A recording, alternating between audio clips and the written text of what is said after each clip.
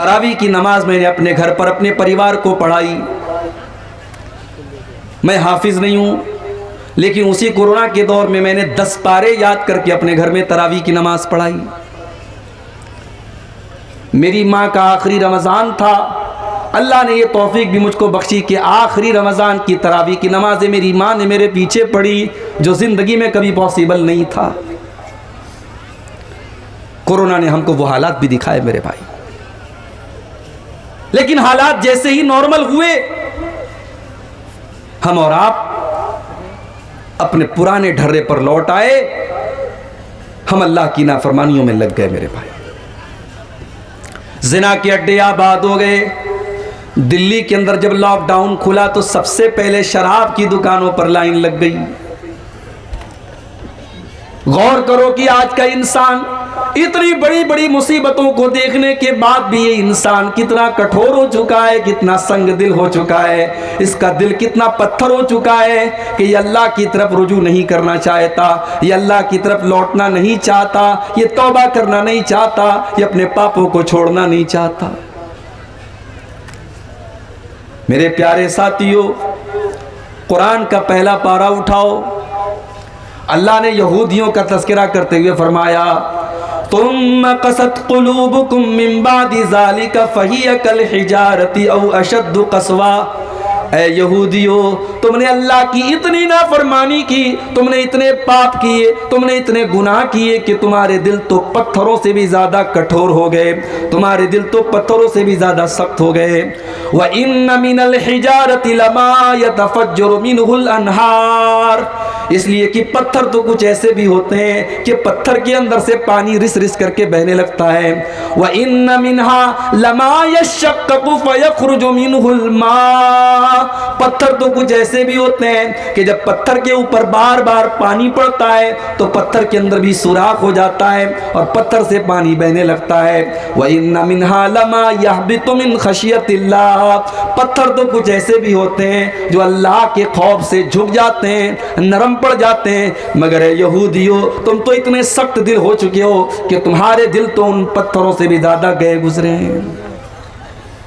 अल्लाह ने तो यहूदियों के बारे में कहा था। आज यहूदियों की जगह हम और आप अपने आप को रख करके सोचें, हमारे दिल भी मेरे भाइयों पत्थरों से भी ज्यादा सख्त हो गए। रोजाना जलसे हो रहे हैं। नवंबर दिसंबर का महीना आपके सीमांचल में जलसों का महीना है। आज इस गांव में तकरीरें, कल उस गांव में तकरीरें, परसों फला गांव में तकरीरें, 20-20 तकरीरें हम सुन रहे हैं। लेकिन बेनमाजी आज भी बेनमाजी है, सिगरेट पीने वाला आज भी सिगरेट का आदी है, शराब पीने वाला आज भी शराब का आदी है, हराम खाने वाला आज भी हराम खोर है। क्यों मेरे भाई? इसलिए कि गुनाह करते करते, पाप करते करते हमारे दिलों के ऊपर अल्लाह ने मुहर लगा दी है। अल्लाह के प्यारे नबी फरमाते हैं, इन्नल अब्द इज़ा अख्ता खतियतन। जब बंदा कोई गुनाह का काम करता है, जब बंदा कोई पाप करता है, नुकितत फी क़ल्बिही नुक्ततुन सौदा।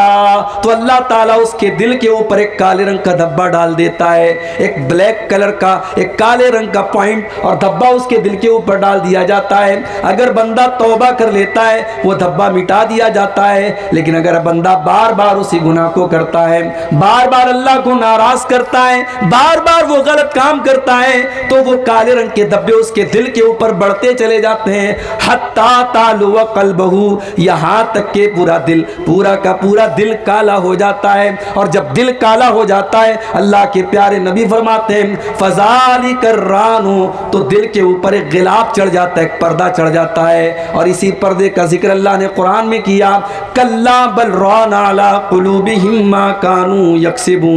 मेरे बंदो, तुम्हारे करतूतों की वजह से, तुम्हारे गलत कामों की वजह से तुम्हारे दिलों के ऊपर पर्दा पड़ चुका है। आप तो खुशनसीब हैं, शायद आपको अंदाजा ना हो। जब आप ये कहते ना कि हम अहले हदीस हैं, तो ये कोई मजाक नहीं है मेरे भाई। अल्लाह ने आपको बहुत सारी गंदगियों से बचाया है। उत्तर प्रदेश में आओ, बनारस से 200 किलोमीटर की दूर पर एक दरगाह है, नाम है कछौछा शरीफ।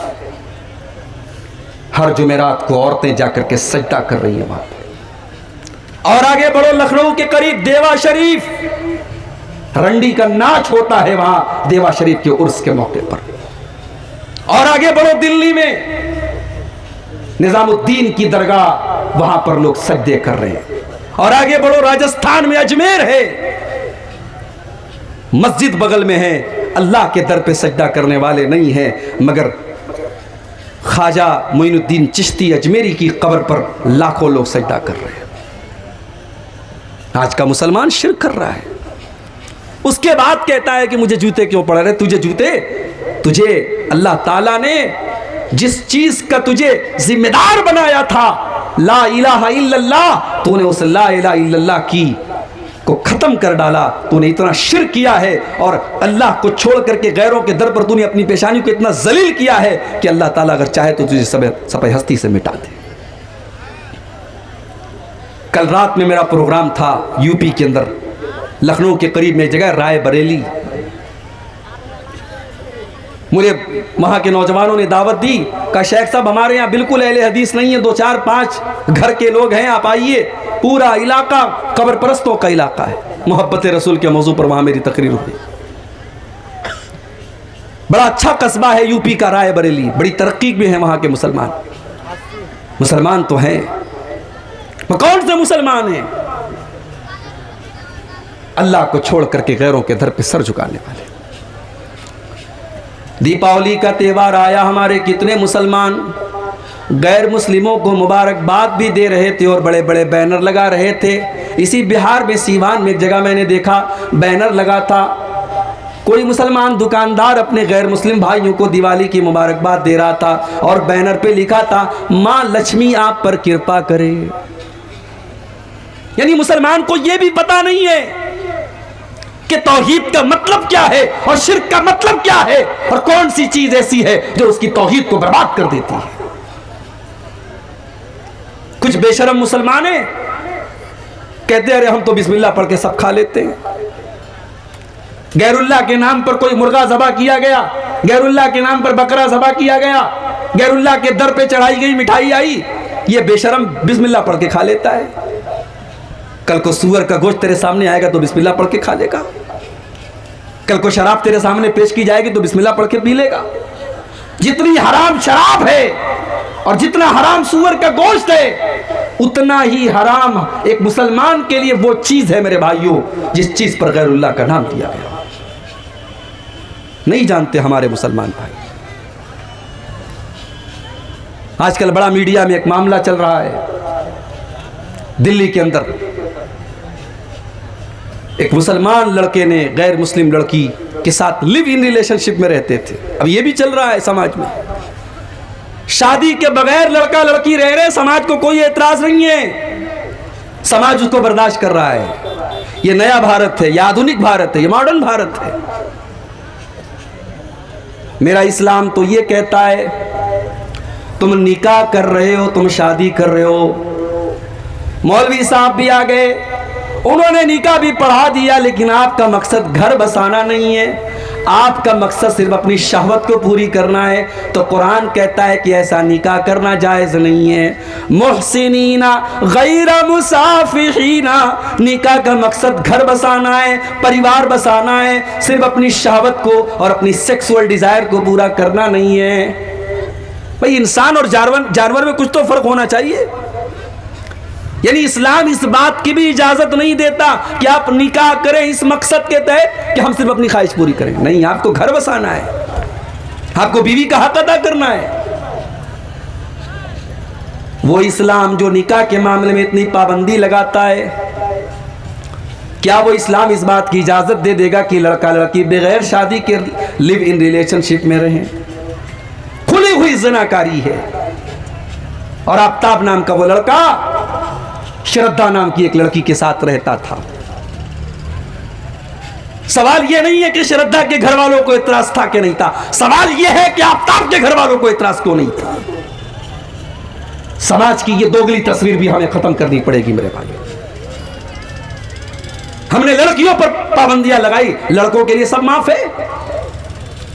स्टेज से तकरीरें होती हैं, लड़कियां मेकअप ना करें, लड़कियां खुशबू ना लगाएं, लड़कियां नकाब में रहें, लड़कियां पर्दे में रहें, और लड़का रात रात भर घर से गायब रहे, उसके ऊपर कोई कानून नहीं है।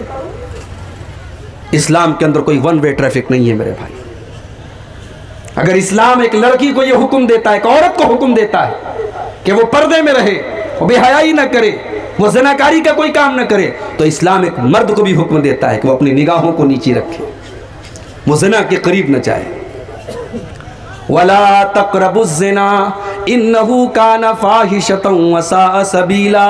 ऐ मुसलमानों, तुम ज़िना के करीब भी न जाना, वो बड़ा ही बुरा रास्ता है, बड़ा ही बुरा काम है। और जानते हो, मैं अभी कटिहार से आपके इस गांव में आ रहा था, रास्ते में कहीं ब्रिज बन रहा था, ब्रिज के ऊपर रास्ता अभी बना नहीं है, तो ब्रिज के शुरुआत में सरकार ने, गवर्नमेंट ने एक बड़ा सा बोर्ड लगा दिया, जिस पर क्रॉस का निशान बना दिया कि ये रास्ता जाने का नहीं, इस पर मत जाना। इसलिए कि अगर वो निशान नहीं लगेगा, हो सकता है रात का टाइम है, ड्राइवर को पता ना हो, वो ब्रिज पर गाड़ी चला दे और आगे जाकर के एक्सीडेंट हो जाए। इस्लाम ने अगर ये कहा कि ज़िना का रास्ता खराब रास्ता है, तो इस्लाम ने इस रास्ते पर जगह जगह बोर्ड भी लगाए हैं मेरे भाई। घर में देवर भी रहता है, भाभी भी रहती है, इस्लाम ने ये हुक्म दिया, अल्लाह के नबी ने फरमाया इय्याकुम वद्दुखूल अलन निसा। जो औरतें तुम्हारे लिए गैर महरम हैं, जो तुम्हारी माँ नहीं है, जो तुम्हारी बहन नहीं है, जो तुम्हारी बेटी नहीं है, जो तुम्हारी बहू नहीं है, उन औरतों के पास तुम न जाया करो, उनके पास तुम तन्हाई में न जाया करो, उनके साथ तुम अकेले में न रहा करो।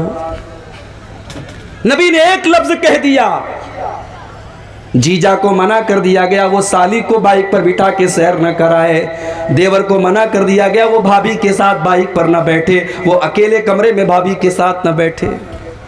ये तो हमारे इंडिया का कल्चर है, भाभी माँ समान होती है।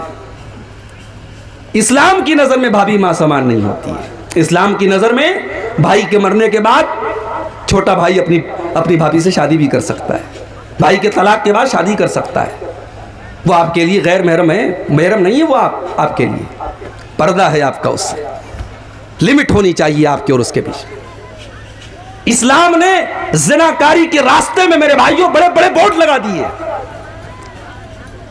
खाला का लड़का और खाला की लड़की आपस में गैर महरम में, खाला की लड़की अपने खालाजाद भाई से लिमिट में रहे, हद में रहे, उससे पर्दा करे। फूफी की लड़की, चाचा की लड़की, बड़े अब्बू की लड़की, ये तमाम के तमाम रिश्ते गैर महरम है। आज हमारे समाज में इन रिश्तों को कोई गैर महरम नहीं समझता। घर में औरतें, चाचा का लड़का घर में आता है, औरतें उससे कोई पर्दा नहीं करती, आराम से उसके सामने जैसे चाहे वैसे बैठ जाती हैं। इस्लाम ने यह कह करके बस नहीं कर दिया कि जिना के करीब मत जाओ। इस्लाम ने जिना के रास्ते में जहां जहां इंसान जिना के रास्ते पे जा सकता है, इस्लाम ने बड़े बड़े बोर्ड लगा दिए। आप हैरत करेंगे मेरे भाइयों, मेरी माँ और बहनों, अल्लाह ताला ने कुरान में यहां तक बताया कि औरत दोपट्टा कैसे पहनेगी। भाई कुरान अल्लाह की किताब है, कुरान अल्लाह की किताब है। इस किताब में अल्लाह ताला ने यहां तक हमको सिखाया है कि औरत दोपट्टा कैसे ओढ़ेगी घर के अंदर, अपने ससुर के सामने, अपने जेठ के सामने, अपने देवर के सामने, अपने भाई के सामने, अपने रिश्तेदारों के सामने वो दोपट्टा कैसे पहनेगी घर के अंदर। घर के बाहर तो वो नकाब में रहेगी। फरमाया वलयज़रिबन बिखुमुरिहिन्ना अला जुयूबिहिन्ना, ऐ मुसलमान औरतों, तुम अपने दोपट्टों को अपने सीने पर रखा करो। दोपट्टा कंधे पर रखने के लिए नहीं है, दोपट्टा गले में डालने के लिए नहीं है, अपने दोपट्टों को अपने सीने पर, अपने गरेबान पर रखो। ये नहीं कि चलो हमारा भाई तो है, हमारे ससुर है तो क्या हो गया। मुसलमान औरत का दोपट्टा उसके गरेबान पर होना चाहिए। यहां तक बताया अल्लाह ने कुरान में कि अगर एक औरत को किसी गैर महरम मर्द से अगर बात करने की जरूरत पड़ जाए तो बात कैसे करेगी।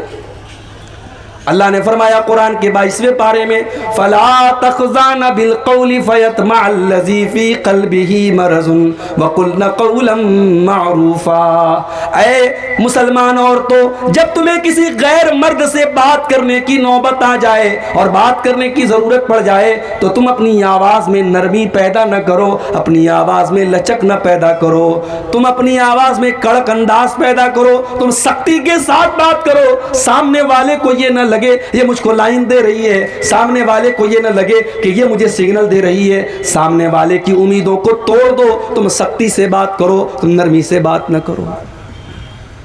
आजकल ये भी चल रहा है, फेसबुक वाली दीनी बहन, लड़की ने पोस्ट डाली, कोई कुरान की आयत लिखी, लड़कों की लाइन लग गई, माशाअल्लाह सुभान अल्लाह। क्या है साहब? अरे ये हमारी दीनी बहन है। अब ये दीनी बहन जो रहती है फिर वो फेसबुक के मैसेंजर पर आती है, फिर वहां पे चैटिंग होती है, फिर चैटिंग के बाद मुलाकात होती है। ये ज़िनाकारी तक पहुंचाने वाले रास्ते हैं मेरे प्यारे साथियों। इस्लाम ने इन रास्तों को बंद किया है। आपकी कोई दीनी वीनी बहन नहीं है। वैसे तो सारे इंसान आपस में एक दूसरे के भाई हैं, सब आदम की औलाद है, सब हव्वा की औलाद है। आपकी बहन सिर्फ आपकी सगी बहन है जो आपकी माँ के पेट से पैदा हुई है, या आपकी रज़ाई बहन है जिसने आपके साथ दूध में जो शरीक हुई है, जिस औरत का दूध आपने पिया है उस लड़की ने भी पिया, वो आपकी बहन है और आपकी सगी बहन है। बाकी दुनिया में कोई बहन नहीं है आपकी। उससे आपको पर्दा, उस लड़की को आपसे पर्दा करना है और आपको उससे दूर रहना है। तो आफताब ने और श्रद्धा ने लिव इन रिलेशनशिप में वो जिंदगी गुजार रहे थे। अब क्या मामला हुआ अल्लाह आलम। मीडिया में खबर, आप मीडिया को तो मसाला मिलना चाहिए साहब। मुसलमान लड़के का नाम मुसलमान है, लड़की का हिंदू है, इतना काफी है मीडिया के लिए। उसने 28 टुकड़े किए थे अपनी महबूबा के, उसकी लाश के 28 टुकड़े किए थे और उसको फ्रीज में रखा था। अब मीडिया वालों को नफरत फैलाने का एक मौका मिल गया कि मुसलमान तो ऐसे होते हैं। मेरे भाइयों, ये हालात क्यों हैं? इश्क और मोहब्बत के नाम पर आप अपनी पूरी कम्युनिटी और पूरी कौम को तबाही के गड्ढे की तरफ क्यों डाल रहे हैं? इस्लाम में कोई इश्क नहीं है, इस्लाम में मोहब्बत है। और ये मोहब्बत भी कौन सी मोहब्बत है? जो निकाह के बाद होती है। इस्लाम में निकाह के बाद मोहब्बत होती है, मोहब्बत के बाद निकाह नहीं होता। इस्लाम में लव मैरिज नहीं है। इस्लाम का ये तरीका ही नहीं है कि पहले लड़की को पसंद करो फिर निकाह करो। इस्लाम ये कहता है रिश्ता देखो, लड़की पसंद आ जाए निकाह कर लो, मोहब्बत करके निकाह करो। ये इस्लाम का कॉन्सेप्ट नहीं, इस्लाम में लव मैरिज नहीं है। और अल्लाह की कसम, जो मोहब्बत निकाह के जरिए पैदा होती है वो कॉलेज के कैंपस में नहीं पैदा हो सकती, वो हॉस्टल के कमरों में नहीं पैदा हो सकती, वो कटिहार के पार्कों में नहीं पैदा हो सकती, वो रेस्टोरेंट में नहीं पैदा हो सकती, वो ज़िना के अड्डों पर नहीं पैदा हो सकती। जो मोहब्बत निकाह के जरिए जन्म लेती है। जानते हो निकाह वाली मोहब्बत कैसी होती है? 60 साल का बूढ़ा है, 50 साल की बुढ़िया है, न बुढ़िया के अंदर अब कोई खूबसूरती बची है, न बुढ़े के अंदर अब कोई ताकत बची है, लेकिन बुढ़िया को खांसी आती है तो बूढ़ा बेचैन हो जाता है। बूढ़े के पेट में दर्द होता है, बुढ़िया बेचैन हो जाती है। बुढ़िया 2 दिन के लिए मायके चली जाती है, बूढ़े को रात में नींद नहीं आती है। बूढ़े के सर में रात में दर्द होता है, बुढ़िया अपनी नींद कुर्बान करके अपने शौहर के सर को दबाती है। ये प्यार है मेरे भाई, ये ट्रू लव है, ये मोहब्बत है। ये मोहब्बत किसने पैदा की? अल्लाह ने मोहब्बत पैदा की। वमिन आयातिही अन खलक़ लकुम मिन अनफुसिकुम अज़वाजन लितस्कुनू इलैहा वजअल बैनकुम मवद्दतन व रहमा। मेरे बंदो, अल्लाह की बहुत बड़ी निशानी ये भी है, उसने तुम्हारे लिए तुम्हारे जोड़े बनाए, उसने तुम्हारे लिए तुम्हारी बीवियों को बनाया ताकि तुम उनसे सुकून हासिल करो। वजअल बैनकुम मवद्दतन व रहमा, और अल्लाह ने मियाँ बीवी के दरमियान मोहब्बत डाल दी, रहमत डाल दी। अल्लाह ने शौहर और बीवी के दरमियान मोहब्बत पैदा कर दी।